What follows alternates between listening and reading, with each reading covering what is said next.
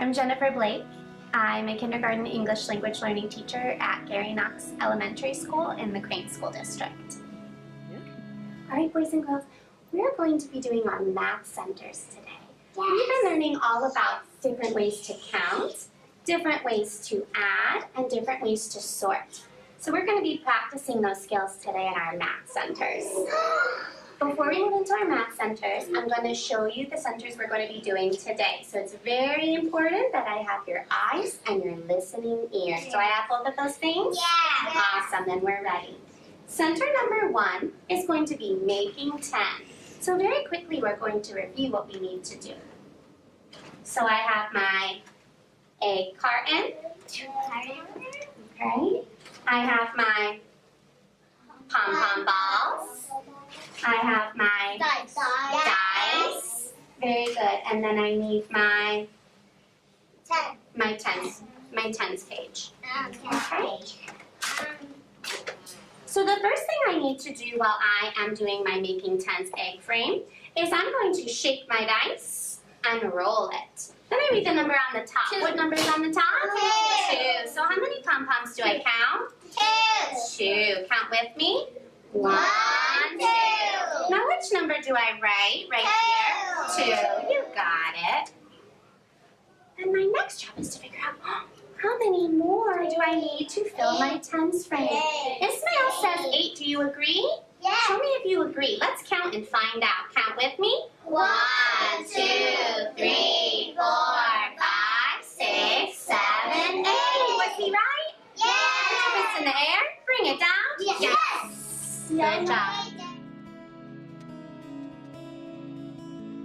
Any sounds of this picture? Rats. Ding, ding, ding. Rats. First sounds.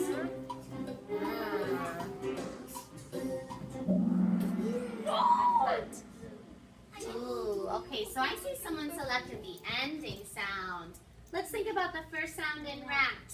Everybody, what is the first sound in rat? So we're thinking about that first sound. All right, let's do the very last sentence is on nuts. What's it called? On nuts. And at the center is the one we discussed earlier where we are touching the dots and counting. Just like that one. Give me 2 thumbs up if you know what to do with this center, all nuts.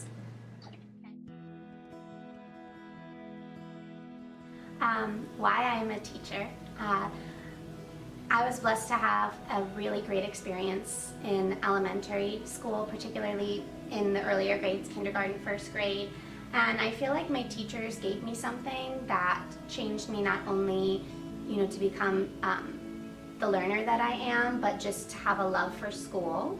And I've always kept that with me, and I always felt like because I had that experience, I wanted to give that back and be that person for somebody else, because I always looked at my teachers so highly, and I always thought they knew everything and they just were there for you, and I want to be like that, be that person for somebody else. And so every decision I've made in my career up to this point, in terms of the volunteer work that I've done or the other work experiences I've done, have led me up to where I am today, because I knew that was something I wanted to do. It's my passion in helping others, and I feel like I can best help others through teaching, because it's not just helping the kids right now, it's touching their families, it's helping the community by encouraging enthusiasm in learning and giving them that feeling like I can do it, and helping them to reach their dreams.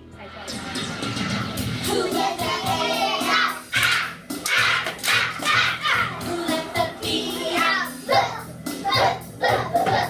Who let the sea out? Who let the D out? Who let the E out? Who let the F out? Who let the G out? Good. Who let the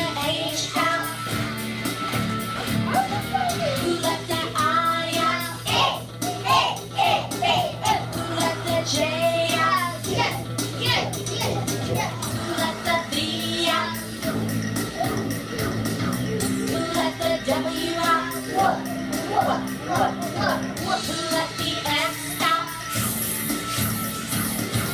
Who let the Y out? Who let the Z out? The sentence surgery lesson, I put little headings throughout that just to explain what the steps are, with how we talk about All right, now step number 4 is step number right, right, 1, we do right. sentence surgery, we pull it apart. A big reason that I've taught them sentence surgery is because when I was watching their writing at the beginning of the year, because of the transfer of language, a lot of them were putting does your sentence adjectives say, Red in the Table? wrong place or their verbs in the wrong place.